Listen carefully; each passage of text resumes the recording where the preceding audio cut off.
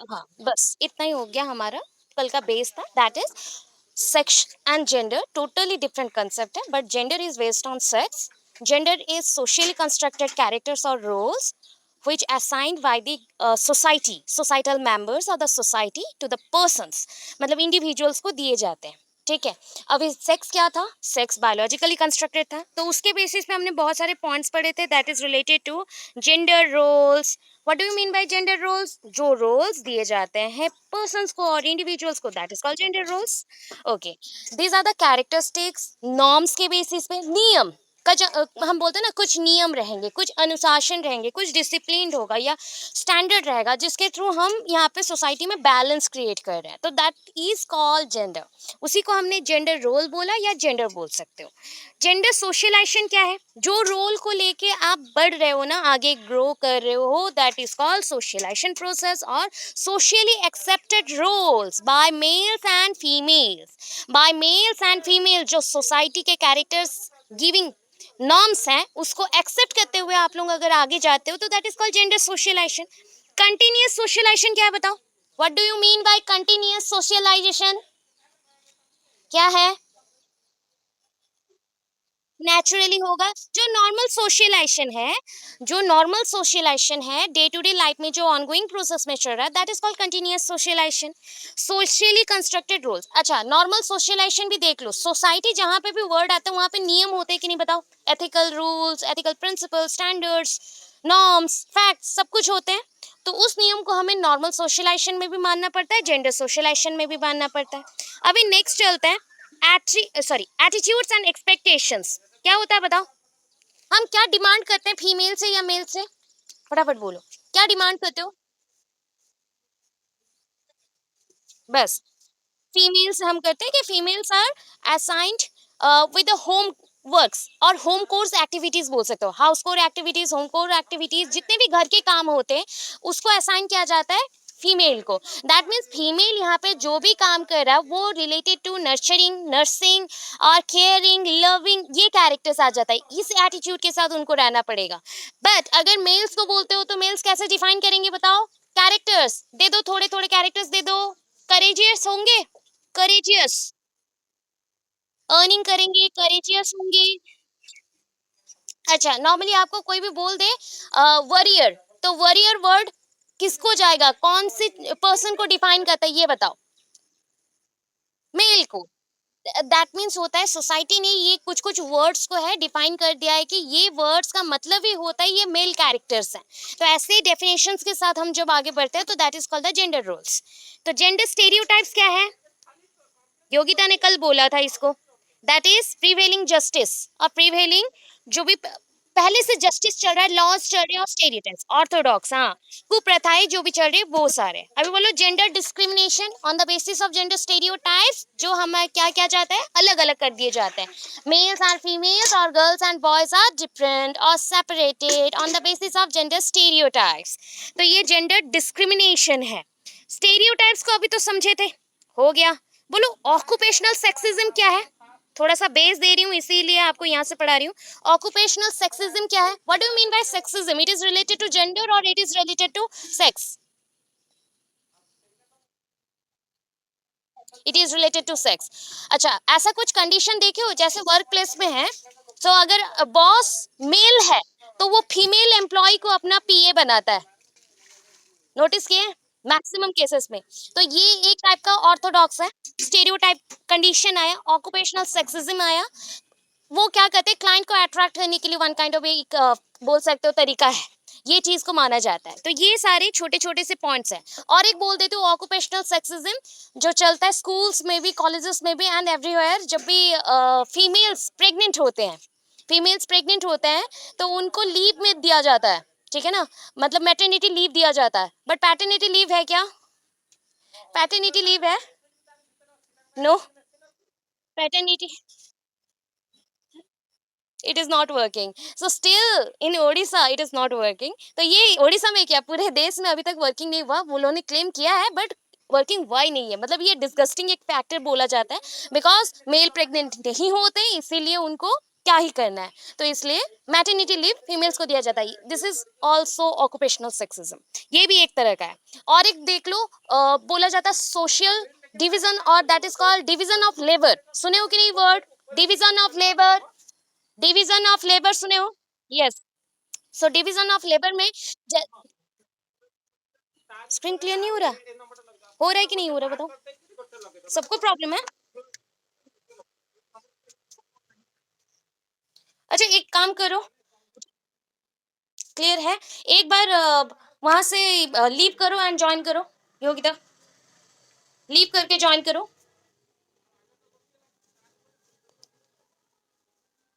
आ रहा है ना स्क्रीन?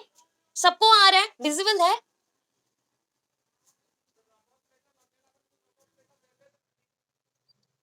अच्छा। अच्छा वॉइस आ रहा है अभी? वॉइस है या ग्लिच हो रहा है? और कुछ प्रॉब्लम हो रहा है क्या वॉइस के साथ?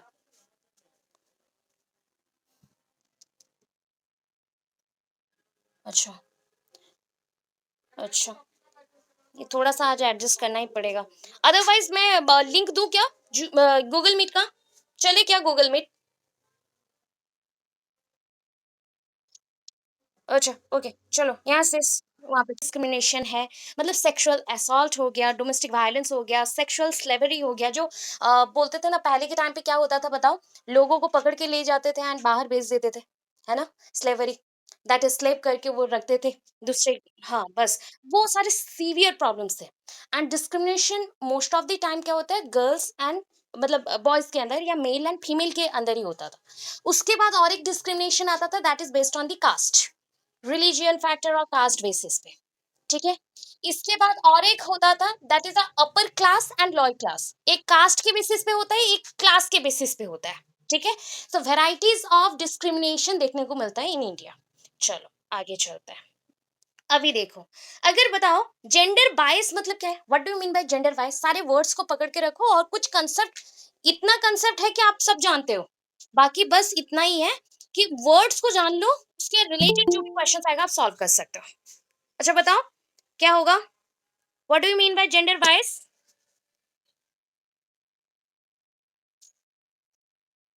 हाँ, जेंडर के बेसिस में जो डिस्क्रिमिनेशन होता है उसको हम लोग जेंडर बायस बोलते हैं। Okay, very good.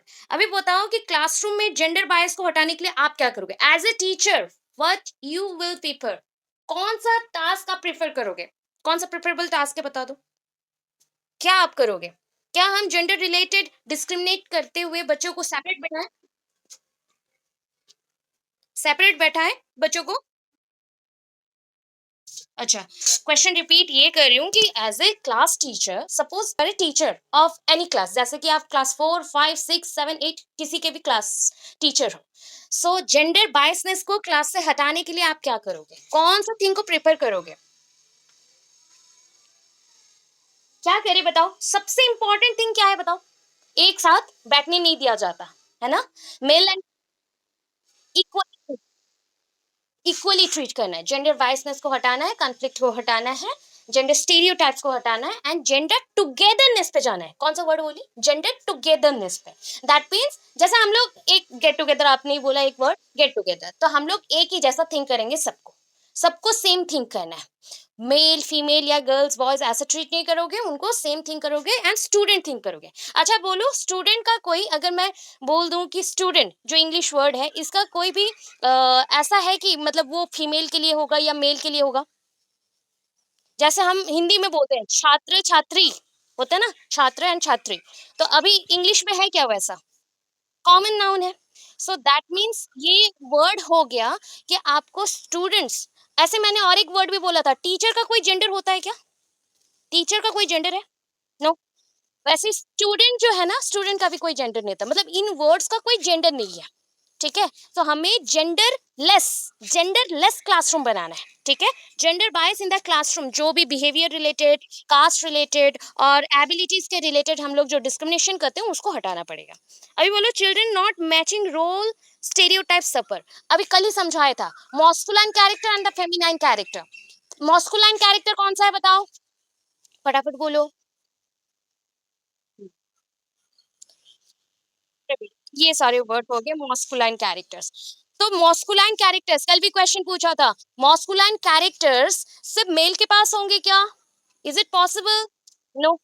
सबके पास हो सकते हैं, फीमेल के पास भी हो सकते हैं। तो मॉस्कुलाइन जो वर्ड है, उसको हम बोल देते हैं कि ये मेल्स के लिए है, बट मॉस्कुलाइन एग्जैक्टली अगर बुकिश वर्ड में चले तो इसका भी कोई जेंडर नहीं है, ये किसी के पास भी हो सकता है। फेमिनाइन कैरेक्टर में क्या आएगा बताओ, फीमेलनेस कैरेक्टर्स।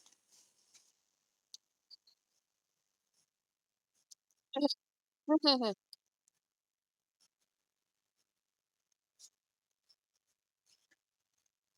हम्म हम्म।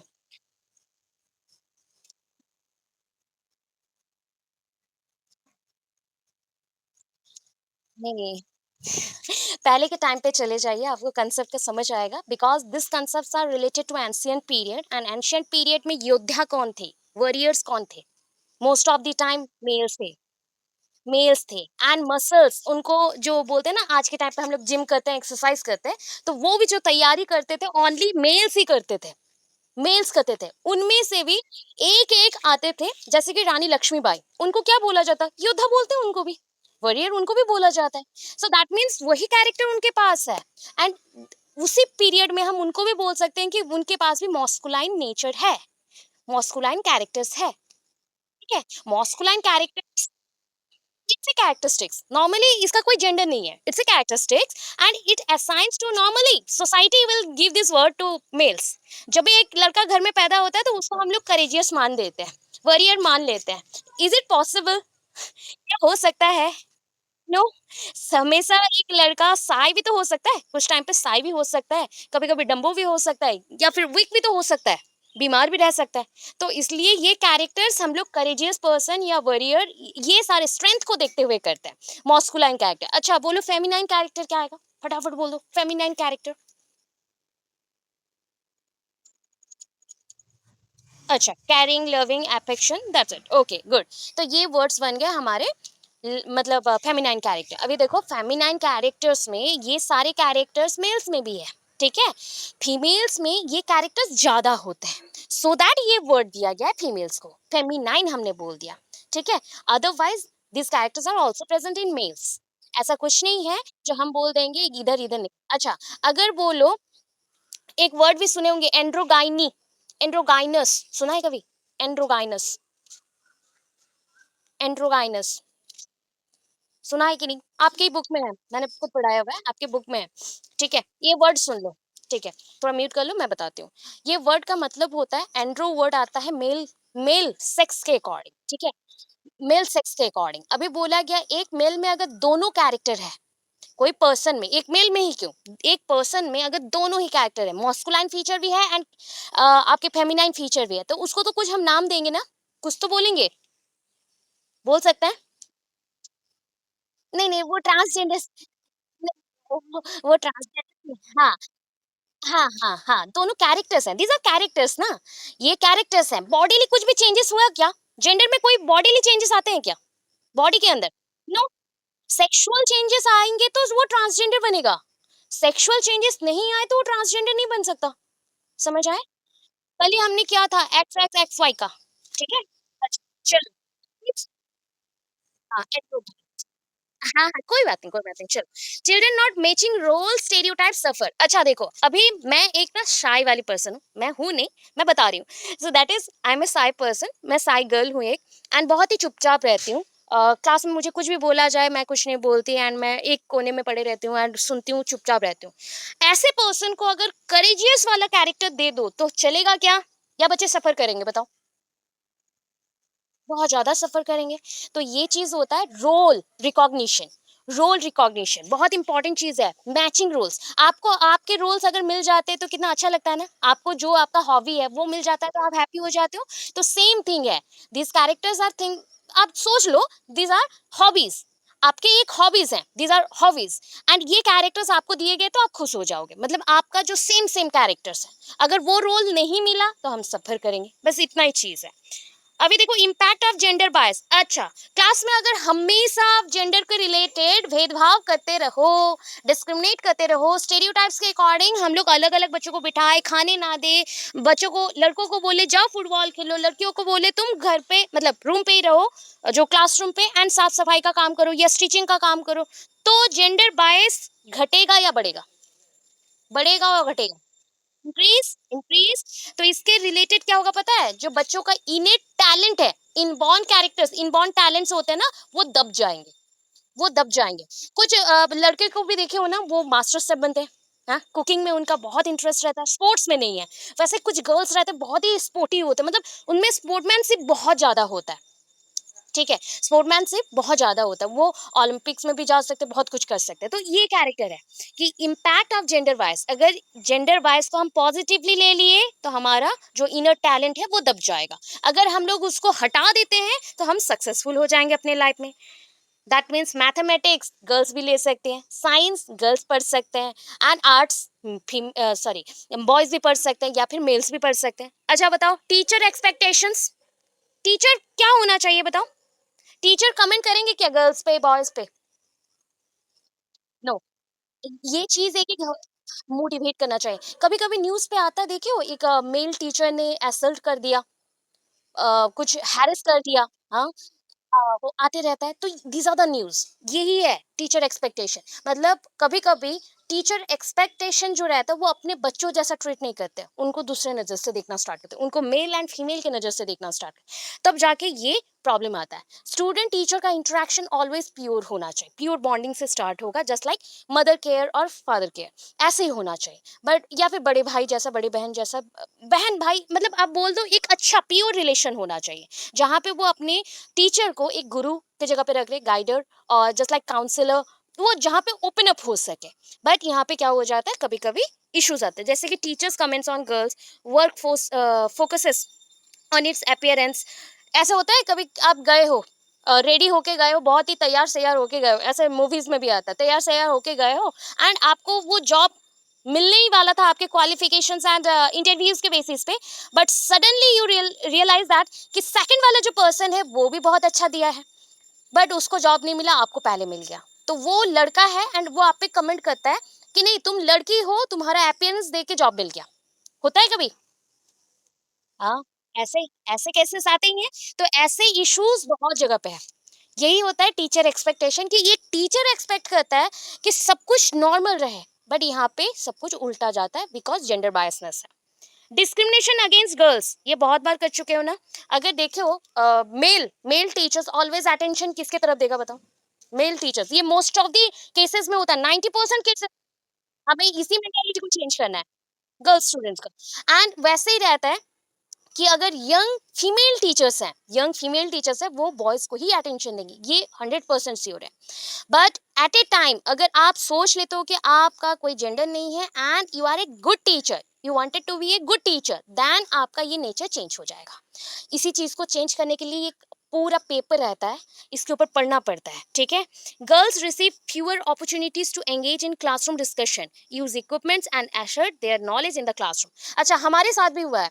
क्लास जब हम लोग +3 में पढ़ते थे, तो +3 के बाद हमारा नियर अबाउट एज होगा 19, 18-19। एंड उस टाइम पे मोस्ट ऑफ द टाइम जो भी छोटे होते हैं तो उनका 18-19 और 20-21 हो सकता है। तो इस टाइम पीरियड में बहुत बच्चों का मैरिज हो जाता है, बहुत गर्ल्स का होता है कि नहीं बताओ? मेल का होता है, बॉयज का होता है? No, no. ये केस है, देखो अपॉर्चुनिटीज किसको ज्यादा मिला तब बताओ, बड़े होते होते? सबसे ज्यादा बॉयज का जब तक जॉब नहीं मिलता है, जब तक उनको कुछ कर नहीं लेने को बोला जाता है, तब तक वो मैरिज नहीं कर सकते। बट गर्ल्स को कुछ करने को उसका इच्छा है, बट उसको अपॉर्चुनिटीज नहीं मिलता है, तो फ्यूअर अपॉर्चुनिटीज रिसीव करेंगे। ये discrimination most of the time होता है। जैसे हमने और भी पढ़ा हुआ था क्या, कि हम लोग अगर स्कूल्स भेज रहे हैं बच्चों को, एक इंग्लिश मीडियम स्कूल है, एक गवर्नमेंट स्कूल है, कौन से बच्चे को इंग्लिश मीडियम, आपके घर में 2 बच्चे हैं, एक गर्ल है एक बॉय है, किसको कहाँ भेजोगे? फटाफट बोलो। बस बस ये चीज है, गर्ल्स दूसरे जगह जाएगी, दूसरे के घर पे जाएगी, एंड वहां पे जाके काम ही तो करना है, उसको बाहर थोड़ी जाना है जॉब करने के लिए। सो दैट उनको कहाँ भेजा जाता है, गवर्नमेंट स्कूल में, जहाँ पे मिनिमम अमाउंट में वो ओनली एजुकेशन ले सके, एंड उसके बेसिस पे उसको मैरिज दे सके। अदरवाइज बॉयज को ज्यादा हम लोग प्रेफरेबल करते हैं सॉरी इंग्लिश मीडियम स्कूल्स में, बिकॉज उससे उसका अर्निंग बढ़ेगा, जब बड़ा होते जाएगा अर्निंग के लिए उसको हेल्प मिलेगा, या फिर वोकेशनल वो सीखेगा सो दैट उसका अर्निंग मिलेगा। ये सारे points. Gender bias hidden curriculum causes discrimination. अच्छा बताओ, जितने भी आपने बुक्स पढ़ा है, हिस्ट्री, मेनली हिस्ट्री, हिस्ट्री में मोस्ट ऑफ द टाइम कौन से पर्सन्स के आपने न्यूज़ सुने हुए हैं? मतलब इवेंट्स देखे हुए हैं या फिर हिस्ट्री के पॉइंट्स देखे हुए हैं? Males males? अच्छा, अच्छा। तो आपने कुछ-कुछ नाम अभी के टाइम पे हम लोगों ने बहुत सुना हुआ है, ठीक है ना? जैसे कि किरण बेदी, पहली कौन है? फर्स्ट आईपीएस ऐसे ना बहुत है, पर्सन बहुत है। इंडिया में भी बहुत ऐसे पर्सन्स हैं जो रिसेंटली अराउंड बोल सकते हो 50 इयर्स के विदिन 50 टू 60 इयर्स के विदिन ये जो रैंडम चेंजेस आए हैं, ये धीरे-धीरे हुआ है। धीरे-धीरे हुआ है जैसे कि गर्ल्स ने सपोर्ट करने को स्टार्ट किया, प्रोटेस्ट करने को स्टार्ट किया तभी चेंजेस आए। तो हिडन करिकुलम आपका जो करिकुलम छुपा हुआ है, जो दिखता नहीं है बाहर से उसी में ही मेंशन हो गया कि मेल्स के बारे में ही ज़्यादा दिया गया है, फीमेल्स के बारे में कुछ मेंशन ही नहीं है। अदरवाइज़ बोलो अभी के टाइम पे कोई भी आपने सुना होगा एक टर्म है जौहर, जौहर सुना है? जौहर? हाँ, एक मूवी था ना दीपिका का, दीपिका पादुकोण का, पद्मावत राइट, पद्मावत। अच्छा पद्मावत मूवी में पहले के टाइम पे क्या था, अगर कोई भी राजा जो भी हमारे क्या होते हैं मतलब हिंदुस्तान के जो भी राजा हैं, जो कि हिंदू राजा हैं, बड़े-बड़े राजा, राजपूत, राजपूत हैं। हाँ, बस वो अगर बस खास करके राजपूत लोग ही अगर जाते हैं वो मर जाते हैं तो साथ ही साथ इनको आग में खुद को सौंप देना है, वो प्रेग्नेंट रहे कुछ भी रहे। बट आज के टाइम में ये होगा क्या, कर सकते हैं? नो। सो देखो उस टाइम पे वैल्यूज कुछ अलग थे, इस टाइम पे वैल्यूज अलग दिया गया, वो वन काइंड ऑफ बोल सकते हो एक तरह से देखो तो बहुत अच्छा है बट 99% रॉन्ग है। 1% इसलिए अच्छा है कि कोई मेल टच नहीं करेगा इसलिए उन्होंने खुद को सौंप दिया, वो खुद का चॉइस है। बट यहाँ पे मोस्ट ऑफ द टाइम अगर टॉर्चर करते रहे पर्सन उनके हस्बैंड या फिर पेट्रियार्कियल सिस्टम चलते रहे देन ये चीज हो ही नहीं सकता, ये पॉसिबल हम लोग कर नहीं सकते। ये हो गया आपका हिडन करिकुलम का कंसेप्ट, ठीक है। अभी देखो एजुकेशन अगर चेंज करना है, एजुकेशन के थ्रू जेंडर वाइजनेस चेंज होगा या नहीं, डिस्क्रिमिनेशन चेंज होगा, यस और नो? एजुकेशन के थ्रू चेंज हो सकता है। अच्छा बताओ, अभी एजुकेशन में आप कैसे वाले एजुकेशन देना चाहोगे, इम्प्रूविंग एजुकेशन और जस्ट लाइक आप बोलोगे नहीं सिर्फ मेल्स को देंगे फीमेल्स को अपॉर्चुनिटीज नहीं देंगे, कौन सा इम्प्रूविंग एजुकेशन देना, बोथ को देना चाहिए, improving education. So improving their own attitudes and behaviour, first of all तो टीचर्स को खुद ही समझना पड़ेगा कि वो फीमेल है या मेल है एंड उनको क्या चाहिए, तब जाके वो सपोर्ट करना स्टार्ट करेंगे एंड उनके पेरेंट्स को भी समझाएंगे। Changing the environment to reflect classroom diversity. अच्छा क्लासरूम में जो वेरिएशंस हैं, अभी भी वेरिएशंस होता है कि नहीं बताओ, अभी कौन सा वेरिएशन आता है पता है, English medium and Odia medium, Orissa में मोस्ट ऑफ द केसेस में ये बेसिस पे डिस्क्रिमिनेशन चल रहा है। बट अगर देखा जाए टैलेंट कोई मीडियम ढूंढता है क्या, टैलेंट कोई English medium Odia medium no, वो कोई भी मीडियम में रहो वो बढ़ेगा आगे जाएगा। सो ये है कि आपका क्लासरूम डाइवर्सिटी को शो करे पॉजिटिवली। कल्चरल डाइवर्सिटी हमने बोला था, रिलीजियस फैक्टर्स को सीखेंगे, कल्चरल वैल्यूज को लेंगे, मल्टीलिंगुअल क्लासरूम्स बनाएंगे, तो पॉजिटिविटी में जाना है। वहां पे हमें स्पोर्ट्स साइंस मैकेनिक्स जो भी चीजें हैं गर्ल्स को भी अपॉर्चुनिटीज देना है एंड बॉयज को भी अपॉर्चुनिटीज सेम देना है, कुकिंग नर्सिंग जितना भी है वो गर्ल्स को भी देना है बॉयज को भी देना है। अरेंजिंग ए ब्रॉडर रेंज सॉरी बॉर्डर बोली ब्रॉडर रेंज ऑफ एक्टिविटीज, मतलब सारे एक्टिविटीज में एक्टिविटीज को और भी बड़ा करना है, नैरो नहीं रखना है, स्कोप उसका बढ़ाना है ताकि सब कोई जितने भी जेंडर्स हैं जस्ट लाइक मेल हो या फीमेल हो सबको एंटर करवा। आज के टाइम पे और किसको हम एंटर करवा रहे बोलो, ट्रांसजेंडर्स को, ट्रांसजेंडर ट्रांसजेंडर्स को भी एजुकेशन देने के लिए अभी एजुकेशन सिस्टम्स बन रहे हैं, प्लस उनको जॉब वैकेंसीज उनके लिए भी निकाले जा रहे हैं धीरे धीरे, बहुत कम जगह पे हुआ है इंडिया में, बहुत कम जगह पे हुआ है। प्लस उनके लिए एनजीओज ओपन किया गया है, गवर्नमेंटल एनजीओज जो नॉन गवर्नमेंटल होता है बट उसको सपोर्ट करता है गवर्नमेंट, एंड जहाँ पे सीविंग का वर्क और डिफरेंट टाइप ऑफ जैसे टेडी बन रहा है या डिफरेंट टाइप ऑफ जो घर के सामान होते हैं वो बनाने के लिए उनको सिखाया जा रहा है, स्किल सिखाया जा रहा है, स्किल लर्निंग किया जा रहा है। अच्छा helping children to develop good habits, ये तो समझ रहे हो। अच्छा बताओ क्लास में आप बच्चों को क्या सिखाओगे, दो टाइप के आपको एक पिक्चर्स दिखाया गया, दो टाइप के पिक्चर्स दिखा रही हूँ। एक पिक्चर में ये बोला गया कि गर्ल्स घर पे ही काम करेंगे, नर्सिंग करेंगे एंड गर्ल्स को जॉब नहीं करना है। दूसरे में दिखाया गया कि दोनों मिल के कर रहे हैं, हस्बैंड भी कर रहा है एंड वाइफ भी कर रही है, बाहर भी जा रहे हैं, जॉब भी कर रहे हैं, फिर संभाल रहे हैं। कौन सा आप प्रेफर करोगे, विच वन? सेकंड वाला। तो ऐसे ना क्वेश्चंस बहुत घुमा फिरा के आएंगे, मैंने कुछ एग्जांपल्स आपको ऐसे बोल दिए रैंडमली, बट ऐसे क्वेश्चंस आपको घुमा फिरा के बहुत आएंगे, ठीक है।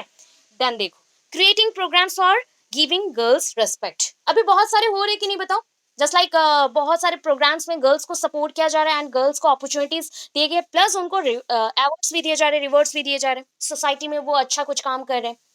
क्रिकेट में जैसे अभी पीवी सिंधु कौन से गेम के साथ है बताओ? बैडमिंटन। सो उन लोगों को ब्रांड एम्बेसडर बनाया जाता है डिफरेंट कंपनीज के थ्रू या ब्रांड के। बस वो सब भी एक टाइप का रिवार्डिंग है, अपॉर्चुनिटी दिया जा रहा है। सानिया मिर्जा है, वैसे अभी जो हमारे क्या है, प्रेसिडेंट है, जो बहुत ही इंपॉर्टेंट बुक्स भी लिख रहे हैं एंड हमारे लिए सपोर्ट भी कर रहे हैं, तो द्रौपदी मुर्मू। बहुत कुछ ऐसे आगे बढ़ा, उनको भी रिवर्स मिलता रहता है, अवार्ड्स मिलते रहता है, तब ना जाके आगे बढ़ेंगे हम लोग। बस इतना ही चीज समझ लो। इतना क्लियर है? डाइवर्स बैकग्राउंड मतलब कोई भी हो सकता है। आपको 3 बैकग्राउंड समझाया था ना, अपर, मिडिल, लोअर। ठीक है, अपर। तो ये जो हो गया, उसमें आपको डाइवर्स बैकग्राउंड्स मिलता है, डाइवर्स बैकग्राउंड्स मिलता है। पता है आपको, उड़ीसा में एक शॉर्ट क्वेश्चन भी बता रही हूँ, ठीक है?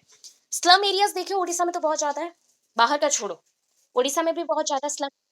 अभी स्लम एरियाज को हटाने के लिए भी स्कीम बना है, पॉलिसी बना है। आपने सुना है कि नहीं? बोलो। सुना है। अभी स्लम एरिया को हटाने के लिए, हाँ, नवीन पटनायक जी ने क्या किया, कौन कितने टाइम दिया है, एक टाइम होता है ना, इस टाइम के विद इन स्लम एरियाज हट जाना चाहिए, वहां पे बिल्डिंग्स बन जाने चाहिए, इनको घर मिलना चाहिए।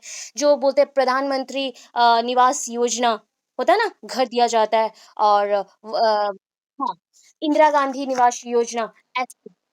हाँ, बस ऐसे जो दिए जाते हैं। तो ओडिशा में कितना टाइम तक के लिए ये दिया गया है कि स्लम एरियाज को हटाना है टोटली।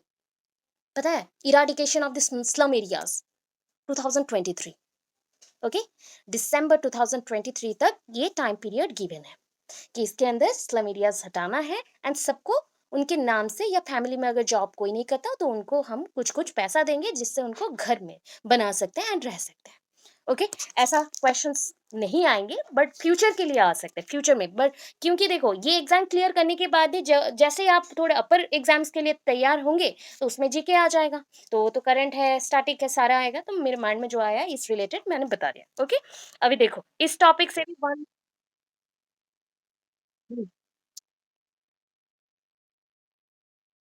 बस बस, दिया देते हैं, हाँ, बस। वो अभी चल रहा है, रिसेंटली अभी राउरकेला में भी बहुत स्लम एरियाज़ हैं, तो बहुत जगह से ये हटाया जा रहा है। मेनली सुंदरगढ़ डिस्ट्रिक्ट, अभी राउरकेला थोड़ा-सा हाइलाइटेड ज़ोन पे है ना, हाइलाइटेड ज़ोन पे हॉकी स्टेडियम बन गया। टेट चलो, यहाँ से थोड़ा-सा चल रहा है एंड भुवनेश्वर में चल रहा है। तो आएगा, धीरे-धीरे आएगा। चलो, इस रिलेटेड और क्या आता है? Inclusive education. What do you mean bye inclusive education, बता दो? कल ही बताया था। बहुत ईज़ी वाला एक टर्म बताया था। क्या है? डेफिनिशन बताओ। सब सबको। बस, तो ये सोच लो, ये एक हमारा स्कूल है, ठीक है? मैंने यहाँ पे हमारा स्कूल बना लिया। सोच लो, अभी ये स्कूल जो है, इसके अंदर सारे बच्चे आएँगे। That is disabled, non-disabled. Non-disabled में कौन से आते हैं फिर देखो यहाँ पे, गर्ल्स, बॉयज़, ट्रांसजेंडर्स, एवरीबॉडी, सब आएँगे। डिसेबल्ड, नॉन-डिसेबल्ड, गर्ल्स आ गए, बॉयज़ आ गए, ट्रांसजेंडर्स आ गए, सब कोई। ट्रांसजेंडर्स। तो ये क्या हो गया, इंक्लूसिव एजुकेशन। अच्छा, इंक्लूसिव एजुकेशन भी क्या होता है, दो वर्ड्स आते हैं इसके रिलेटेड भी, इंक्लूसिव से जुड़े हुए हैं। That is first one is stereotype, सुने हो कि नहीं? अभी पढ़ा है स्टेरियोटाइप्स, बहुत ज्यादा होता है। एंड और एक दिन, सॉरी, और एक पॉइंट जो रह गया, मार्जिनलाइजेशन। सुने हो मार्जिनलाइजेशन? Marginalisation, marginalisation. ये जो एक टर्म आया ना, BPL, BPL, below poverty line, ठीक है? मार्जिनलाइजेशन भी वैसा ही है, मार्जिन में रहना। मार्जिन क्या होता है? आप बॉर्डर खींचते हो, बॉर्डर, बॉर्डर कॉपी में। बस, ये सोच लो, ये रिच पर्सन का बॉर्डर है, ठीक है? ये रिच पर्सन्स अगर उनका इकोनॉमिक जो एनुअल इनकम है, एक रेंज से कम आता है, तो उनको हम इस ग्रुप में रख देंगे, इधर रख देंगे। सो ये जो लाइन हो गया, तो ये बॉर्डर लाइन है। बॉर्डर से बीपीएल, बिलो पॉवर्टी लाइन, तो इस लाइन को हम सोच लो बिलो पॉवर्टी लाइन बोलते हैं। उसके बाद जो भी रह गया, तो वहां पे हमने उनको काउंट कर लिया कि ये पुअर है, ठीक है? यहाँ पे मिडिल क्लास भी हो सकते हैं, पुअर भी हो सकते हैं, उनके एनुअल इनकम के थ्रू हम काउंट करते हैं। सोचो, अब क्या आया, कि हमें इंक्लूसिव मतलब नॉर्मली होता है हैंडीकैप्ड बच्चों को नॉन हैंडीकैप्ड बच्चों के साथ पढ़ाना है। ओके, हैंडीकैप्ड बच्चों को हैंडीकैप्ड को नॉन हैंडीकैप्ड के साथ पढ़ाना है और डिसेबल्ड को नॉन डिसेबल्ड के साथ पढ़ाना है एक ही स्कूल में, सेम स्कूल्स में, जो गवर्नमेंट स्कूल्स हैं या प्राइवेट स्कूल्स हैं, जो भी है। अच्छा, आपको देखे होंगे स्कूल्स अगर, तो गवर्नमेंट स्कूल्स में फिर भी आप डिसेबल्ड पर्सन्स को नोटिस किए होंगे, प्राइवेट में होते हैं क्या?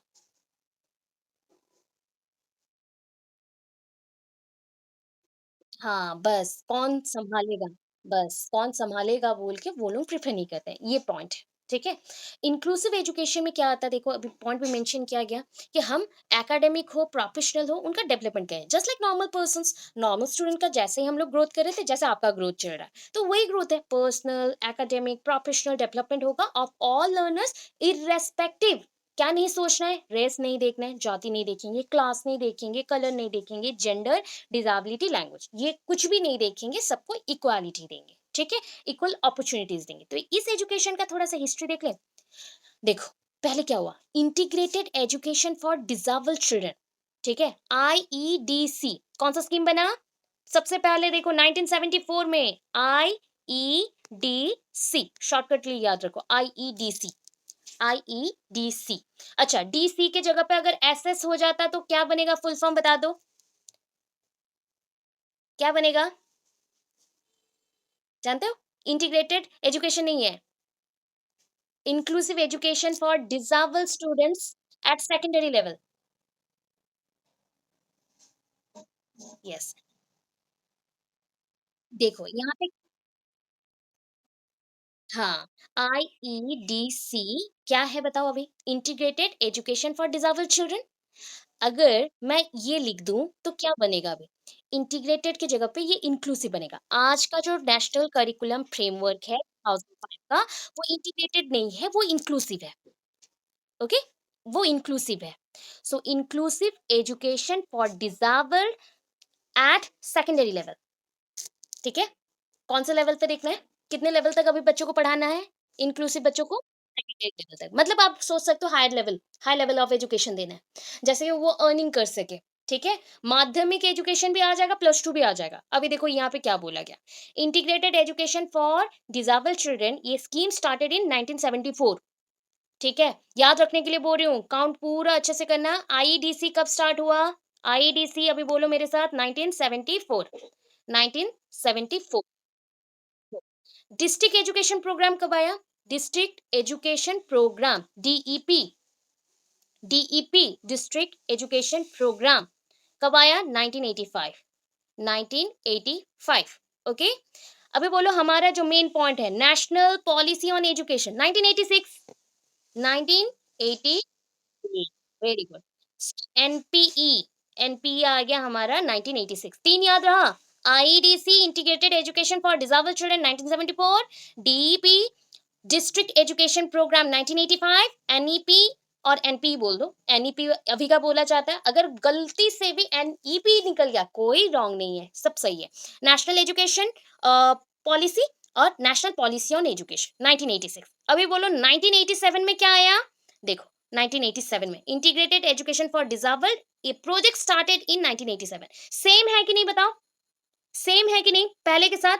बस चिल्ड्रन, आईईडी लिखा गया है, IED, integrated education for disabled, disabled, ठीक है? ये प्रोजेक्ट स्टार्ट हुआ है 1987 में, पूरा सीक्वेंस में याद रखना, 1974, देन 1985, 1986, 1987। अभी पर्सन विद डिसेबिलिटी, पीडब्ल्यूडी सुने हो ना? पीडब्ल्यूडी एक्ट भी है एक, PWD act, person with disability act, ये कब आया? 1986 में, सॉरी 1995 में, सॉरी सॉरी, गलती से बोल दिया, 1995 में, ठीक है? 1995 में हो गया। अभी नीचे चलते हैं, सर्व शिक्षा अभियान कब आया? ऐसे से, ये-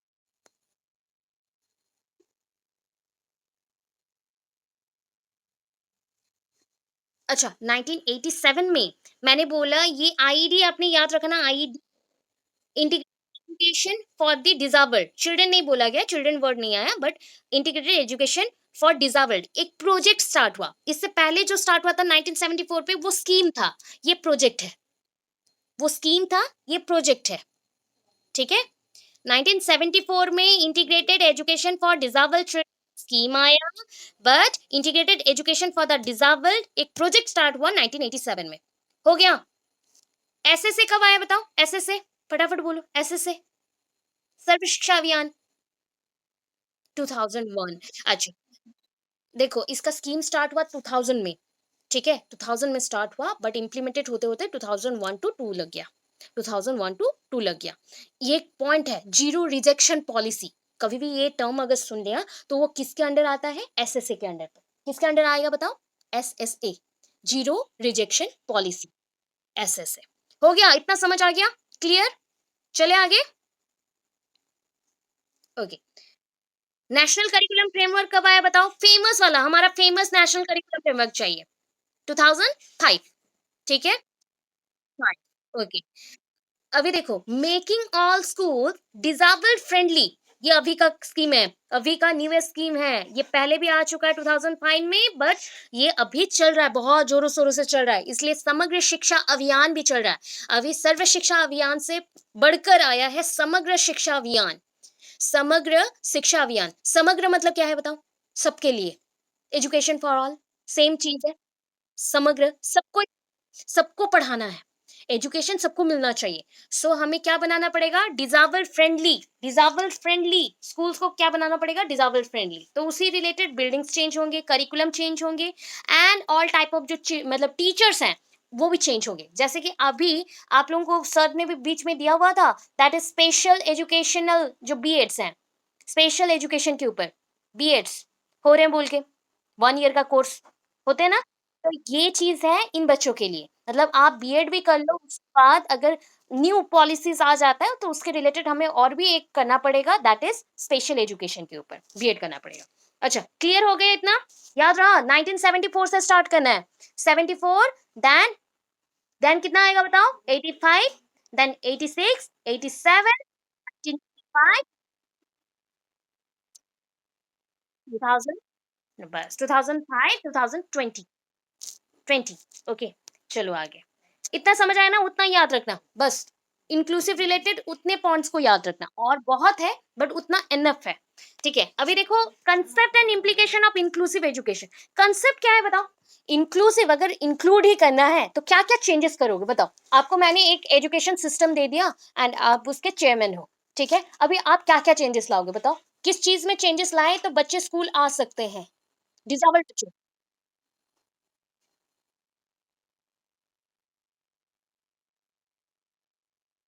अच्छा, नहीं होगा। तो फर्स्ट थिंग होता है क्लासरूम एनवायरनमेंट, बाद में करेंगे। सबसे पहला स्टेप है हमें बिल्डिंग बनाना है, इंफ्रास्ट्रक्चर पे ध्यान देना है। जो चीज यहाँ पे नहीं बोला गया वो बोल रही हूँ मैं, इंफ्रास्ट्रक्चर पे ध्यान देना है। अच्छा बताओ, अगर मेरा स्कूल 1 स्टोरेड ना होके 3-4 स्टोरेड वाला है, मतलब एक के बाद एक फ्लोर्स हैं, तो क्या बच्चे जा पाएंगे?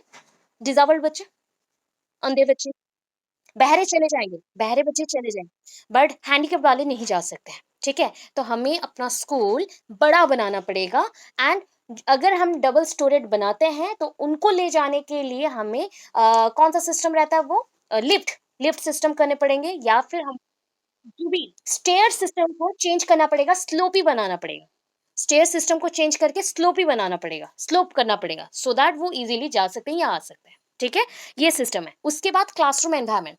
क्लासरूम एनवायरनमेंट कैसे रखोगे बताओ? Positive negative, positive negative, positive, just like. अच्छा बताओ, क्लासरूम एनवायरनमेंट आपको पॉजिटिविटी देगा तो आप मोटिवेटेड होंगे या डिमोटिवेटेड?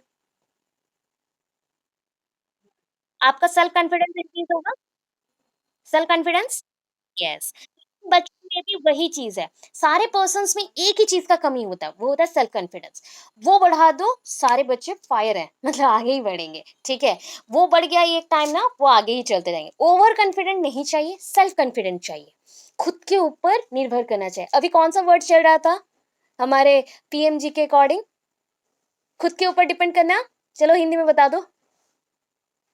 आत्म, आत्मनिर्भर, आत्मनिर्भर, ओके, यस, आत्मनिर्भर, बस। बस तो क्या करना है, सारे लोगों को सेल्फ कॉन्फिडेंट, सेल्फ रिलायंट बनाना है, ओके। अभी चलो, क्या क्या प्रिंसिपल्स हैं अगर इंक्लूसिव एजुकेशन करते हो, इस पे ध्यान देना, बहुत अच्छे से ध्यान देना, इन 6 पॉइंट्स पे ध्यान देना। First of all, no discrimination between students, देखो हमें क्या करना है, डिसेबल के साथ नॉन डिसेबल का फ्रेंडशिप करवाना है, हमें तोड़ना नहीं है। हमने जेंडर को ही क्या कर दिया, जेंडर बायसनेस को हटा दिया, उसको डिस्क्रिमिनेशन से नो डिस्क्रिमिनेशन पॉइंट पे ले आए, तो यहाँ पे भी हमें नो डिस्क्रिमिनेशन करना है। स्टूडेंट्स के अंदर डिस्क्रिमिनेशन नहीं होना चाहिए, इक्वल अपॉर्चुनिटीज मिलना चाहिए ना, equal educational opportunities to all. ठीक है। Schools adapt to the needs of the student, बच्चों की नीड के अकॉर्डिंग जो चाहिए, जैसे कि एक फिजिकल हैंडिकैप स्टूडेंट है, तो उनके लिए स्कूल में क्या होना चाहिए बताओ, सबसे इंपॉर्टेंट थिंग बता दो क्या होना चाहिए। Wheelchair, wheelchair, wheelchair होना चाहिए, बस सबसे इंपॉर्टेंट चीज। ठीक है, teaching aids and wheelchair, okay. Then next, equal educational benefits for all students, सबको इक्वल मिलना चाहिए। The students views are listen to and taken seriously. अभी देखो, घर पे आप बच्चों के साथ अच्छे से बिहेव करते हैं, मुझे बताना। अब घर पे अगर बच्चा चिड़चिड़ होता है एंड गुस्सा करके आते हैं एंड आप उनसे बातचीत नहीं कर रहे हो, बहुत कम बात कर रहे हो, तो क्या प्रॉब्लम सॉल्यूशन मिलेगा, प्रॉब्लम का सॉल्यूशन मिलेगा उनके प्रॉब्लम का? नो, मिलेगा। तो उनके बातों को अच्छे से सुनो, उनके बातों को भी सीरियसली लो एंड उनके प्रॉब्लम्स को जल्दी से जल्दी सॉल्व करने को ट्राई करो। अदरवाइज बहुत ज्यादा मेजर इश्यूज हो सकते हैं। अभी क्या होता है हमारे सोसाइटी में, सबसे इंपॉर्टेंट थिंग, जब भी हम स्कूल में टीचर बनते हैं तो हम बच्चों की बात को सुनते हैं, बट घर पे जब भी प्रॉब्लम होता है बच्चों को, तो उनको डांट देते हैं, बहुत ज्यादा ही हम लोग स्कोल्डिंग करते हैं या फिर हम लोग डांट देते हैं। तो इससे क्या हो जाता है, बच्चा कंजर्व्ड हो जाता है, जस्ट लाइक मैं नहीं बोलूंगा, मैं कुछ नहीं कहूंगा, मैं चुपचाप रहूंगा, तो इससे बच्चे का प्रॉब्लम और भी ज्यादा बढ़ जाता है। अच्छा नेक्स्ट देखो, individual differences between students are a source of richness in diversity, not a problem, ये चीज याद रखना। इंडिविजुअल डिफरेंस एक नेगेटिव वर्ड नहीं है, ये प्रॉब्लम नहीं है। इंडिविजुअल डिफरेंस, देखो आप सब अलग अलग जगह से आए हो, राइट, आप लोगों का आईक्यू सब अलग अलग है, आप लोगों का रिलीजियस फैक्टर भी अगर देखोगे मेरे साथ अलग है कि नहीं, मेरे साथ देख लो। अभी कंपैरिजन के लिए कुछ है नहीं, तो मैं आपको मेरे साथ ही बोल रही हूँ, देख लो। तो अभी मुझे आपसे कुछ सीखने को मिलेगा कि नहीं, आपके कल्चर से? यस, रिसोर्सेस के रूप में देखेंगे एंड आपको भी मेरे मेरे थ्रू मेरे कल्चर्स के बारे में पता चलेगा। सो दैट मीन्स हो गया, यहाँ पे हम बोल रहे हैं कि ये रिचनेस इन डाइवर्सिटी देखो, मतलब जितने वेराइटीज के पर्सन उतने हमें रिसोर्सेस मिले, उतने वैल्यूएबल थिंग्स जानने को मिले, तो ये एक पॉजिटिविटी है। ठीक है, पॉजिटिविटी में गया, तो ये हमारे पॉइंट्स बन गए। अभी नेक्स्ट पॉइंट देखो, purposes and need for inclusive education, क्या होना चाहिए, हमें क्यों चाहिए इंक्लूसिव एजुकेशन। देखो ये जो पॉइंट्स मैं बता रही हूँ ना, इसी पॉइंट से ही आपको एक आध क्वेश्चंस मिलता है। ठीक है, to fulfil the constitutional responsibilities of government. अब गवर्नमेंट में एक मेंशन था कि नहीं, article 14, that is equality before law, equality before law. Yes, that means government के अकॉर्डिंग एजुकेशन एंड जॉब सबको मिलना चाहिए, राइट, सबको मिलना चाहिए। तो देखो ये लिखा गया कि कॉन्स्टिट्यूशनल रिस्पॉन्सिबिलिटीज ऑफ गवर्नमेंट का फुलफिल करने के लिए ये इंपॉर्टेंट है। ठीक है, to enable children to stay with their families, देखो बच्चे जैसे अपने फैमिली के साथ रह सके। अभी क्या होता है, जब भी बच्चे डिजेबल्ड होते हैं ना, तो घर वाले उनको नेग्लेक्ट करते हैं मोस्ट ऑफ द टाइम, देखा है कि नहीं, नेग्लेक्ट होता है, थोड़ा सा इशू आता है। हाँ, बर्डन बर्डन थिंक करते हैं, राइट, बर्डन थिंक करते हैं, उनको खाने नहीं देते प्रॉपरली, उनको नहलाते नहीं है, या फिर शावर में नहीं लेके जाते। कहीं पे भी आप एंजॉय करने चले जाओ, आप घूमने चले जाओगे, वो बच्चा जो हैंडीकैप है वो घर पे पड़ा रहेगा। तो ये इश्यूज है, ये इश्यूज है। तो इसको सॉल्व करने के लिए अगर बच्चे को थोड़ा भी हम एजुकेशन के थ्रू भी उसके माइंड को चेंज कर सकते हैं, तो वो अपने फैमिली के साथ रहेगा, दो पैसा कमा पाएगा। एंड आजकल हैंडीकैप बच्चे घर बैठे भी बहुत सारे जॉब कर रहे हैं, राइट, कर रहे हैं कि नहीं, ऑनलाइन बिजनेसेस वगैरह सब कुछ कर रहे हैं। बहुत, चलो अभी देखो आगे। So for the development of healthy citizenship, सबको तो पता है कि हम लोग नागरिक ही बनेंगे, 18 के बाद हम लोग सारे सिटीजनशिप का ही हकदार हैं, बिकॉज वोट दे सकते हैं। सो हमें सबके अंदर ये कैरेक्टर को डेवलप करना है कि हम वोट दे सकते हैं, हम अपना लॉ बना सकते हैं, हम एक साथ मिलजुल के चल सकते हैं। Then for achieving universalisation of education, ये यूनिवर्सलाइजेशन ऑफ एजुकेशन मतलब क्या है बताओ, पूरे यूनिवर्स में, सुन लो वर्ड को याद रखना, यूनिवर्सलाइजेशन बोला गया, पूरे यूनिवर्स में सबको एजुकेशन मिलना चाहिए, इतना ही है, एजुकेशन सबको मिलना चाहिए बस। For enabling all students to develop a feeling of self respect, सबको सेल्फ रेस्पेक्ट इंपॉर्टेंट है कि नहीं बताओ, ईगो नहीं चाहिए, सेल्फ रेस्पेक्ट इंपॉर्टेंट है ना, ईगो नहीं चाहिए but self respect is important. तो सारे पर्सन में सेल्फ रेस्पेक्ट रहता है, इसीलिए तो आप गुस्सा करते हो जब आपका कोई चीज फुलफिल नहीं होता है। That is not ego, that is your self respect. ईव आज के टाइम पे भी आप घर पे दो बात बोलने जाओ, अगर कोई नेगेटिव बोल देता है तो आपको बहुत बुरा लगता है, रोने लगते हो, वो मेल हो या फीमेल हो सबको, सो that is your self respect. इसको ईगो लोग बोल देते हैं, बट ये सेल्फ रिस्पेक्ट है। मुझे चुभ गया, लग गया, इसलिए मैं रो पड़ी, तो ये हमारा सेल्फ रिस्पेक्ट होता है। For the use of modern technology to fulfil the objectives, अभी देखो, जो बच्चे हैंडीकैप्ड हैं, उनको मॉडर्न टेक्नोलॉजी के बारे में कोई नॉलेज नहीं है, उनको अगर हम सिखा देते हैं, अगर मैं बोलूँ 90% डिजेबल्ड है तो वो तो सीख नहीं सकता, बट अगर बोलूँ 50-60% तक भी डिजेबल्ड है, वो बच्चे तो सीख जाएंगे। सीखेंगे तो घर के जितने भी पॉइंट्स हैं, मतलब जो भी नीड्स होते हैं, थोड़ा बहुत काम कर सकते हैं, अपने जितने भी ऑब्जेक्टिव्स हैं, जो उनके लक्ष्य बनेंगे, वो सारों को भी वो पूरा कर सकते हैं, उनके उद्देश्य को भी वो पूरा कर सकते हैं। For enabling social equality of all students irrespective of their differences, differences होते हुए भी सारे equal है, ये बोला गया। For making the students self reliant, अभी बोली थी, सबको अपना क्या इंपॉर्टेंट है, सेल्फ रेस्पेक्ट, खुद के ऊपर आत्मनिर्भर होना है, खुद के ऊपर डिपेंडेंट होना है। आप चाहते हो क्या आप किसी और के ऊपर डिपेंडेंट रहे?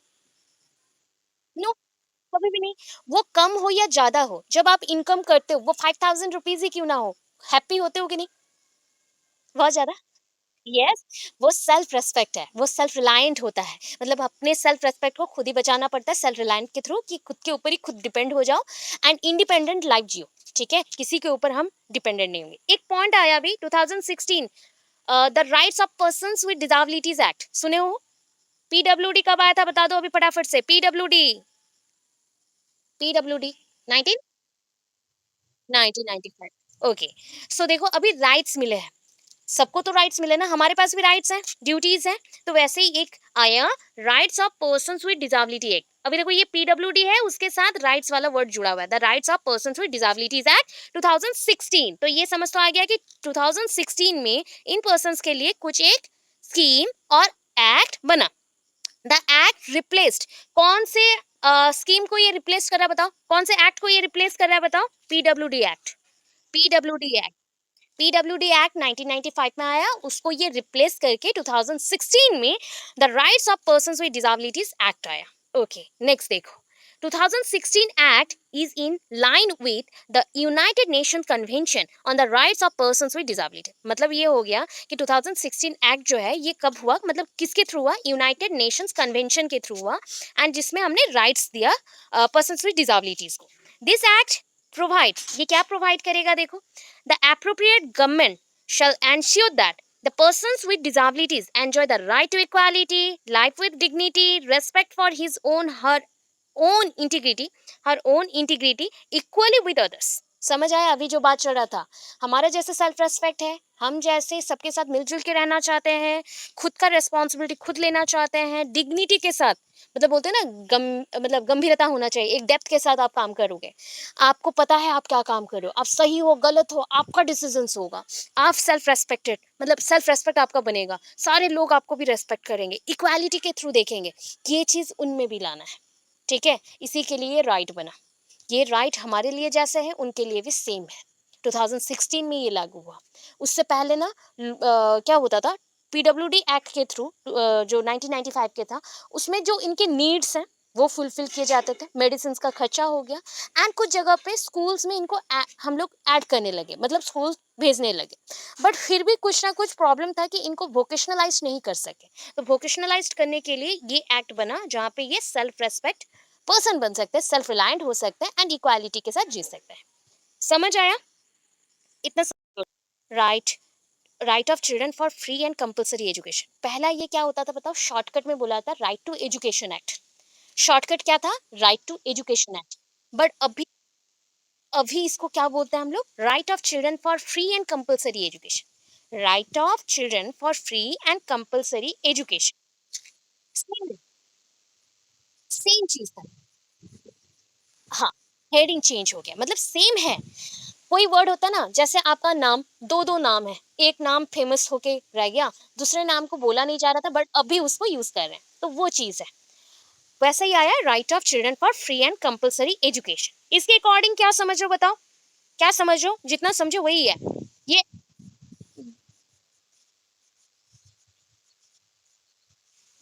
हाँ, फ्री हो। हम्म बोलो। अभी तक जो भी चेंजेस हुए हैं यहाँ पे इम्प्लीमेंट नहीं हुए बेटा, तो आपको 6 to 14 ही लिखना है। हाँ, 6 टू 14 ही है, ठीक है? नहीं, नहीं, नहीं, 0 टू 14 क्या हो जाता है, वो early childhood care and education, ठीक है? वो राइट टू एजुकेशन के अंडर भी आपके जैसे एनपी 2020 याद है ना? 1986, 2020 उसमें एक पॉइंट आया था ECCE, early childhood care and education. तो वो चीज़ हाँ, वो अगर इसमें इम्प्लीमेंट होने का है अभी, हुआ नहीं है, अभी तक नहीं आया, न्यू आरटी नहीं बना है। सो वो इम्प्लीमेंट होने को है, तो उसमें 0 टू 14 का बोला गया कि हम एजुकेशन देना चाहते हैं। 6 टू 14 का एजुकेशन क्या बोलता है बताओ? Free and compulsory education. आप अपने स्कूल को सोच लो, आपको गवर्नमेंट से सारा फंड मिल रहा है, तो आपने क्या किया, एजुकेशन को फ्री कर दिया बच्चों को। अभी एक न्यूज आया, सुने हो ना, आज ही यूनिफॉर्म चेंज हो गया है गवर्नमेंट के थ्रू, बताया गया, यूनिफॉर्म चेंज हो गए स्कूल्स के, गवर्नमेंट स्कूल्स के। अच्छा, टीवी नहीं देखे हो, हाँ, आज ही हुआ है, मतलब आज ही न्यूज़पेपर में बहुत बड़े हेडलाइन के, मतलब हेडलाइन के साथ आया, हेडलाइन बोल रही हूँ मैं, हेडलाइन के साथ आया है, सो सॉरी। अभी यही चीज़ हुआ है कि जैसे इंग्लिश मीडियम में होते हैं ना, डेज वाइज चेंजेस होते हैं, यूनिफॉर्म में चेंजेस आते हैं। पीटी डेज में क्या होता है, आपका कलर चेंज होता है ड्रेसेस का, टी शर्ट्स एंड पैंट्स का कलर अलग होता है नॉर्मल डेज से, तो वैसे ही चेंज हो गया। ओके, इसके बाद देखो और स्कूल में क्या गिवन होता है बताओ? गवर्नमेंट स्कूल में जो लोग हैं वो उनको पता होगा, यूनिफॉर्म मिलता है, स्कूल बैग, बुक्स फ्री होते हैं, सब कुछ फ्री होता है। हाँ, एंड उसके साथ अ, उड़ीसा में और क्या देते हैं, गरीब बच्चों को साइकिल एंड स्टाइपेंड मिलता है, ठीक है? स्टाइपेंड मिलता है। अच्छा, इसके बाद और सुन लो, अभी आपको अपने स्कूल में सोच लो, आप लोग सारे ना टीचर हो गवर्नमेंट स्कूल के, सो आपको फंड मिल गया, हो गया, एंड आप अपने स्कूल में चाहते हो कि और भी एनरोलमेंट आए, और भी बच्चे पढ़ाई करें, और भी बच्चे इन्वॉल्व हो, अपना नाम लिखाए, एडमिशन करवाए। सो उनको हमने क्या दिया बताओ अभी? मिड डे मील का स्कीम लेके आए। क्या किया? मिड डे मील का स्कीम लिया। मिड डे मील के थ्रू क्या हुआ, बच्चों को जो स्लम एरियाज में रहते थे, जो बच्चे पहले पढ़ने नहीं आते थे, सो उनको अगर खाने का लालच दोगे, वो स्कूल आएंगे, स्कूल आएंगे, तो उनका हम नाम लिखवा देंगे, बस। तो अगर सोचो 6 टू 14, 6 मतलब मिनिमम एज पीरियड रखा गया है क्लास 1 के लिए, 6 गवर्नमेंट स्कूल्स में, 6 टू 14 का काउंट करो, कौन से क्लास तक जाएगा? 6 टू 14 काउंट करो, 8 क्लास, बस 8 क्लास तक बच्चों को फ्री में खाना दिया जा रहा है। वन टाइम का अगर खाना भी दे देते, जैसे कि ना बीच में क्या हुआ, जो डे स्कूल्स हो गए, morning school, sorry day school बोल रही हूँ, मॉर्निंग स्कूल्स हो गए, तो 15 डेज जो बहुत ज्यादा टेम्परेचर हाई था उड़ीसा में, तो इसलिए 15 डेज का जो भी खाना दिया नहीं गया, तो उसके बदले पैसे दिए गए, कुछ कुछ जगह पे, कुछ स्कूल्स पे भेजे गए, पैसे भेजे गए, ठीक है? अभी देखो, फ्री एजुकेशन हो गया, एडमिशन का कोई चार्जेस नहीं है, स्कूल बैग्स मिल रहे हैं, किताबें मिल रही है, देन कपड़े भी मिल रहे हैं, ठीक है? खाना मिल गया। अभी बच्चे आएंगे कि नहीं बताओ? बच्चे आएंगे, बस ये चीज है। अभी इसको इसके अंदर रखा गया, आरटी के अंदर इतना सारा कंसेप्ट को रखा गया। अभी बोलो, इन बच्चों का हम बर्थ सर्टिफिकेट चेक करेंगे क्या?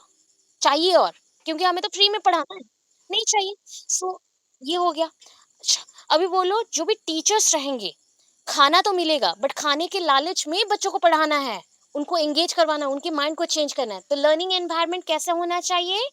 लर्निंग एनवायरनमेंट कैसे होना चाहिए, किसके बेसिस पे होगा? स्टूडेंट्स के बेसिस पे होगा, चाइल्ड सेंटर्ड होगा, चाइल्ड सेंटर्ड होगा। तो ये अप्रोच भी कैसा है? चाइल्ड सेंटर्ड अप्रोच है। आरटी एजुकेशन जो है, आप बोल रहे हो राइट टू एजुकेशन जो बोल देते हो, right of children for free and compulsory education, ये भी लर्नर सेंटर्ड एजुकेशन है। तो जो बच्चे नीडी हैं, जिनको चाहिए, जिनको चाहिए, तो उनको हम एजुकेशन देने के लिए ये इसको पता है। अच्छा, कॉर्पोरल पनिशमेंट और पनिशमेंट देंगे क्या? कॉर्पोरल वर्ड छोड़ देते हैं, पनिशमेंट देंगे क्या?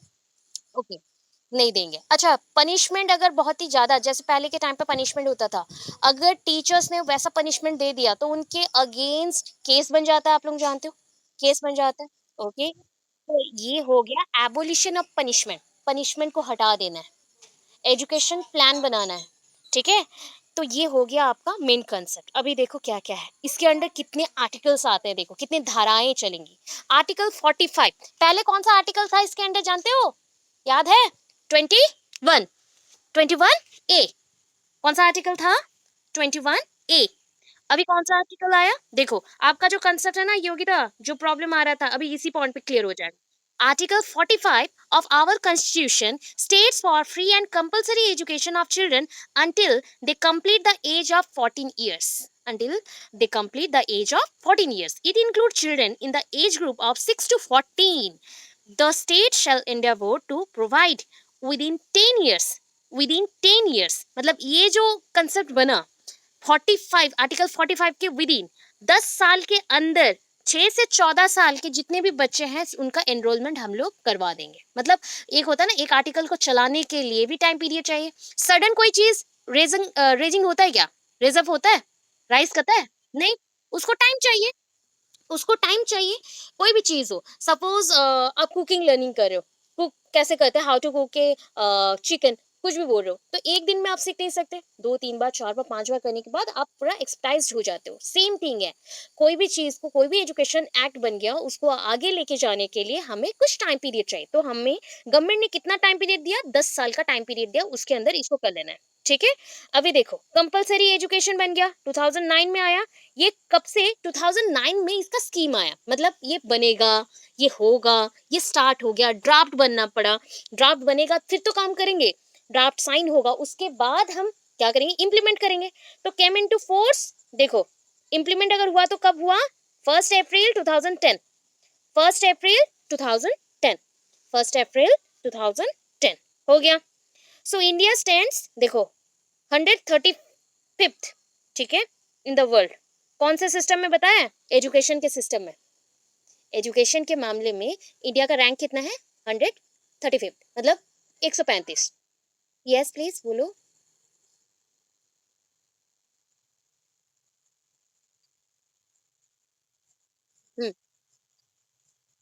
9 लिखे हुए, 9 लिखोगे, 9 होगा. ठीक है. अच्छा, अभी देखो, आपको पता है उड़ीसा का रैंक कम हो गया एजुकेशन में, हट गया. मतलब पहले था 20 पोजीशन में, अभी कितना है पता है, 24 में आ गया, 24 में आ गया. ठीक है, ये उड़ीसा का नंबर. ऐसा क्यों हुआ, जो 5T को लागू कर रहे हैं ना, 5T एजुकेशन सिस्टम है, 5T आ रहा है टेक्नोलॉजी के साथ, जो स्मार्ट बोर्ड्स के थ्रू. सो सारे टीचर्स को कंप्यूटर का नॉलेज नहीं है. ठीक है. प्लस और बोल देती हूँ, कोई बुरा माने अच्छा माने, यही चीज है मैं बोल रही हूँ. अगर एक ध्यान पे रखना, 30% वाले बच्चे अगर टीचर बनेंगे एंड 90% वाले बेकार रहेंगे, ये हमारे बच्चों को पढ़ाएंगे तो कितना नॉलेज दे सकते हैं. बस सेम प्रॉब्लम में फंसे हुए हैं उड़ीसा वाले, इसलिए अभी फिर से नीचे आ गए. एंड बोला जा रहा है कमिंग टाइम में और भी उतरेगा, एजुकेशन सिस्टम का जो वैल्यू है ये और डिक्रीज होगा. इवन अगर आप अपने बच्चों को पढ़ा रहे हो इंग्लिश मीडियम में भी, चेक करना कि कौन से क्वालिटी का एजुकेशन दिया जाता है. क्योंकि मैं नियर अबाउट यहाँ पे आसपास में एजुकेशन का देख रही हूँ.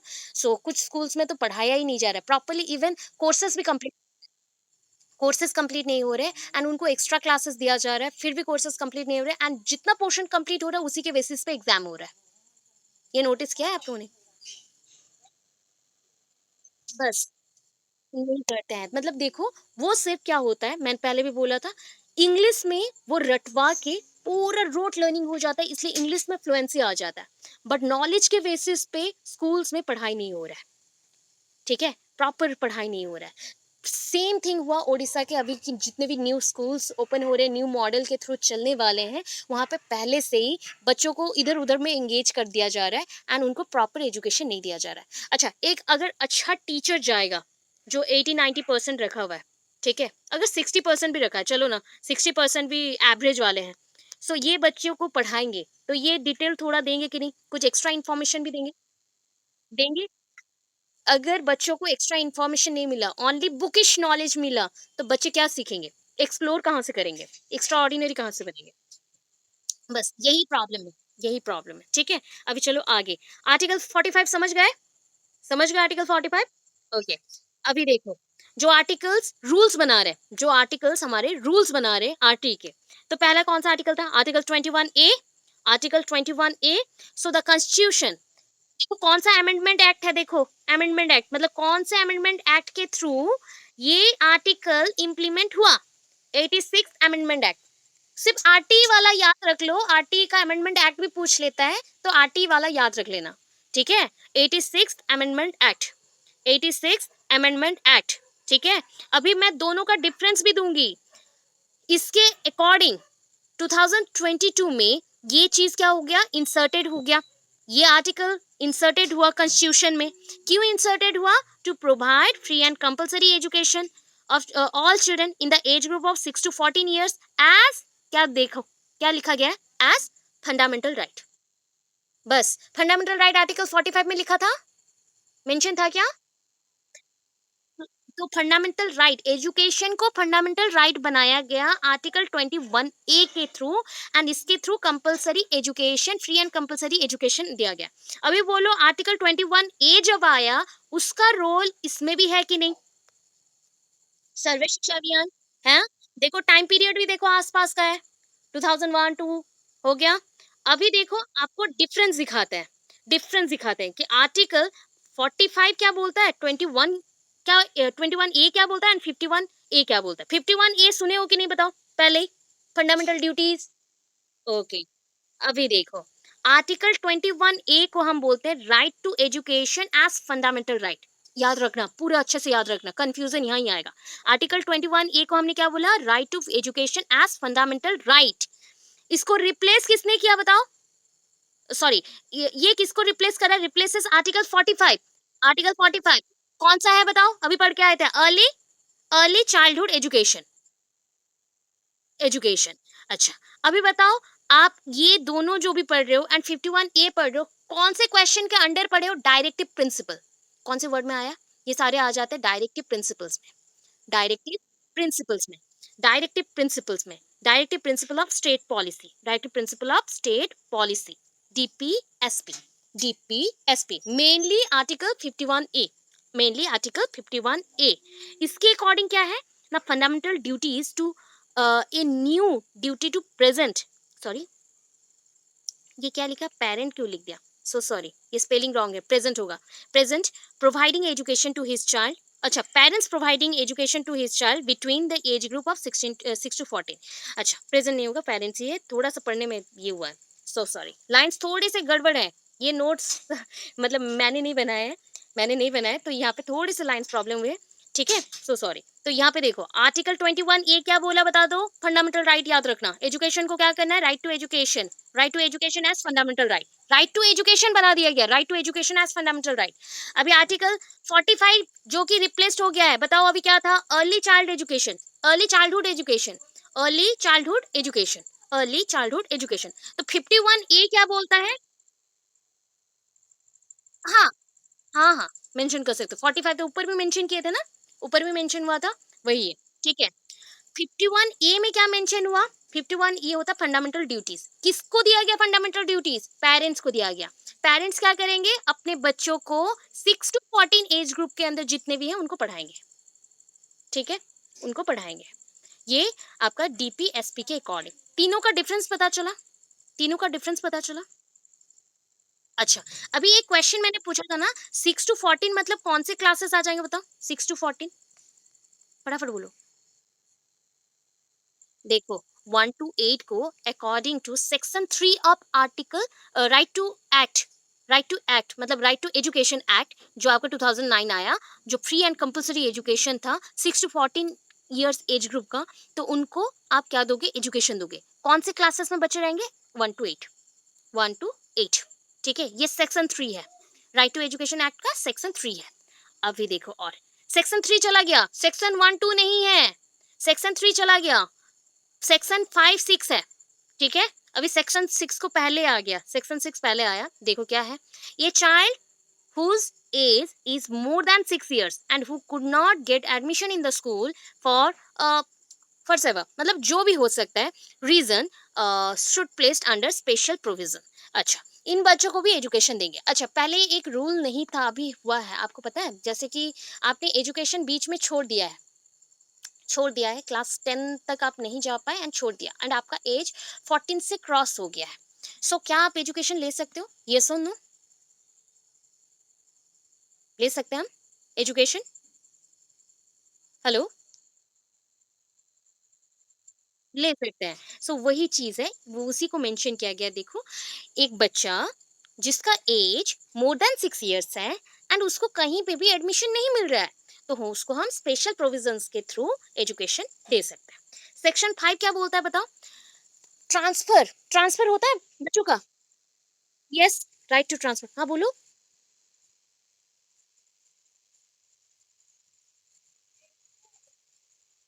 क्लास 1 में ही एडमिशन होगा, क्लास 1 में ही एडमिशन होगा। अदरवाइज़ एक चीज़ किया जाता है, जैसे कि कुछ बच्चे बहुत टैलेंटेड होता है, तो उनको छोटा-सा टेस्ट लिया जाता है। अगर वो सारी चीज़ें उनको पता है, तो क्लास 2 में हम जंप करवा सकते हैं। हाँ, बस। जो डबल प्रमोशंस होते हैं ना, डबल प्रमोशन, प्रमोशन। एक लड़की थी, जब मैं क्लास 9-10th में थी, तो एक लड़की थी 9 साल की, कोलकाता की। उन्होंने 2-2 ईयर का पढ़ाई एट अ टाइम किया था। मतलब जो क्लासेस उसके एज के अकॉर्डिंग, 9 साल की बच्ची है, कौन से क्लास में होना चाहिए था? कौन से क्लास में होना चाहिए था बताओ? क्लास 2 और 3 में। बट उस हाँ, क्लास 9 तक, मतलब क्लास 9 बोल रही हूँ, उसके एज के अकॉर्डिंग वो 9 साल की थी एंड तब तक वो 7 क्लास में थी, 7 क्लास में थी। तो ये होता है, अगर एक्स्ट्रा ऑर्डिनरी जो गिफ्टेड चाइल्ड्स होते हैं, अगर वैसा एग्ज़ाम्स दे पाते हैं, तो वो भी प्रोविज़न्स हैं। वो भी एजुकेशन सिस्टम में प्रोविजंस हैं कि बहुत कम एज में भी आप एग्जाम्स दे सकते हो। एंड ये पहला था जो प्रॉब्लम हुआ क्या, कि मोस्ट ऑफ द स्टूडेंट तो गिफ्टेड चिल्ड्रन नहीं है, gifted children most of the students नहीं है। तो उनके लिए तो एक एज लिमिट बनाना पड़ेगा ना, सो दैट एक 6 साल का हमने एज लिमिट बनाया। अच्छा, अभी बता दो, अगर 6 साल का बच्चा 1 क्लास में है, तो 10th क्लास में कितना एज में रहेगा? 16, 16, 16। बट उड़ीसा में ये अभी तक हम कम उम्र में भी एडमिशन ले सकते हैं। थोड़ा-सा एज का चेंज करना पड़ता है एंड एडमिशन दिया जाता है। ठीक है? ये हो जाता है। अभी चलो आगे। देखो सेक्शन 5 के according right to transfer from one school to another. ये हो सकता है कि नहीं? मेरे पेरेंट्स का ट्रांसफर हो गया, तो मैं ट्रांसफर ले सकती हूँ, कोई रोक-टोक नहीं होगा। अभी देखो सेक्शन 12, सेक्शन 12 के अकॉर्डिंग जो पुअर एंड नीडी स्टूडेंट्स हैं, जिनको एडमिशन मतलब आस-पास में नहीं मिलता है, मतलब कुछ स्कूल्स में नहीं दिया जाता है, तो आस-पास में स्कूल्स में भी प्रोविज़न्स भेजा गया है कि कोई भी ऐसा बच्चा है जिसको नीड है एजुकेशन का, तो आप उनके लिए 25% अपना सीट रिज़र्व्ड रखोगे एंड उनको एजुकेशन दोगे। तो यहाँ पे देखो मेन चीज़ क्या बोला गया, 25% of seat should be reserved. यहाँ पे कोई एसटी, एससी कुछ भी मेंशन हुआ क्या? नो। यहाँ पे क्या वर्ड लिखा? Poor and needy, poor and needy. ठीक है? एंड इनके लिए और एक है, और कुछ स्टूडेंट्स होते हैं जो कि इस कैटेगरी में आते हैं, EWS, economically weaker sections, economically weaker sections. Okay. अभी देखो हाँ, जनरल क्लासेस का होता है। ठीक है? अभी देखो सेक्शन 16, अभी कितने हैं और? अच्छा है। थोड़े ये आर्टिकल्स को खत्म करने के बाद यहाँ तक में एंड करेंगे, बिकॉज़ क्लास है अगेन। 2 आर्टिकल है और देख लो, कल फिर करेंगे। सेक्शन 16 में no school should refuse admission to any child, no student should be expelled from any school. Class 8 तक बच्चों को पास करवा दिया जाता है गवर्नमेंट स्कूल्स में। ये जानते हो कि नहीं? अगर बच्चा एग्जामिनेशन भी नहीं देता है, बाय चांस उसका तबीयत खराब है एंड वो पॉसिबल ही नहीं हो पाया, वो आ ही नहीं पाया एग्जामिनेशन हॉल पे एंड एग्जाम नहीं दे पाए, फिर भी उनको प्रीवियसली जो उनका एग्जामिनेशन हुआ है या क्लास टेस्ट हुआ है उसके अकॉर्डिंग मार्क्स दिया जाता है एंड उनको पास करवा दिया जाता है। क्लास 8 के बाद ही बच्चों को हम बोर्ड एग्जाम्स और मेनली टेस्ट प्री टेस्ट के थ्रू ही जज करते हैं। उससे पहले बच्चों को कभी भी क्या नहीं करवाया जाएगा, फेल नहीं करवाया जाएगा। ठीक है? सेक्शन, देखो ये कौन सा सेक्शन आ गया, 20। ठीक है? सेक्शन 20 है, total vacancy of teachers in any institute can not be more than 10% of its fixed number of post. ठीक है? देखो जैसे एक इंस्टीट्यूशन में हमने क्या किया, सोच लो। ठीक है? कितने बच्चे हैं स्कूल में, कितने बच्चे हैं? 100 बच्चे हैं। ठीक है? इनके लिए कितने टीचर्स रहेंगे? 10। अगर अच्छे से देखना है, बिकॉज इंक्लूसिव बच्चे भी आ रहे हैं, तो कितने बच्चे रहेंगे? 10। सॉरी, कितने टीचर्स रहेंगे? 10। ठीक है? उससे ज़्यादा एक्सिट नहीं करेगा, क्योंकि इससे क्या होता है, अगर 10 टीचर्स रहते तो ऑल्टरनेटिव, कभी-कभी अगर टीचर्स का भी तबीयत खराब हुआ तो ऑल्टरनेटिव रहेगा। कुछ टीचर्स एडमिनिस्ट्रेशन सेक्शंस में भी रहेंगे, कुछ एग्जामिनेशन में भी और कुछ पढ़ाएँगे। इसके बाद बोलो, जो टीचर्स गवर्नमेंट टीचर्स बनते हैं, उनको देखा है कभी प्राइवेटली वो लोग कोचिंग सेंटर्स में काम करते हैं? छुपा के कर सकते हैं, बट उनको अलाउ नहीं है। बिल्कुल भी अलाउ नहीं है, इवन लेक्चर्स को भी अलाउ नहीं है, फिर भी लेक्चर्स लोग प्राइवेटली कुछ-कुछ कर लेते हैं, कोचिंग सेंटर में नहीं पढ़ा सकते, कुछ कम बच्चों को लेके पढ़ा सकते हैं, घर पे ऐसे फ्री एजुकेशन दे सकते हैं, बट कोचिंग सेंटर में, प्राइवेट कोचिंग सेंटर्स और ट्यूशंस में नहीं कर सकते, अपना फ्री टाइम में यूटिलाइज़ नहीं कर सकते। इतना समझ आया क्या? क्लियर है? अच्छा, इसके बाद सेम थिंग ही है, कैरेक्टरिस्टिक्स है एंड कैरेक्टरिस्टिक्स ही इतने पॉइंट्स हैं उसके बाद। अच्छा, कल इसको कंटिन्यू करेंगे।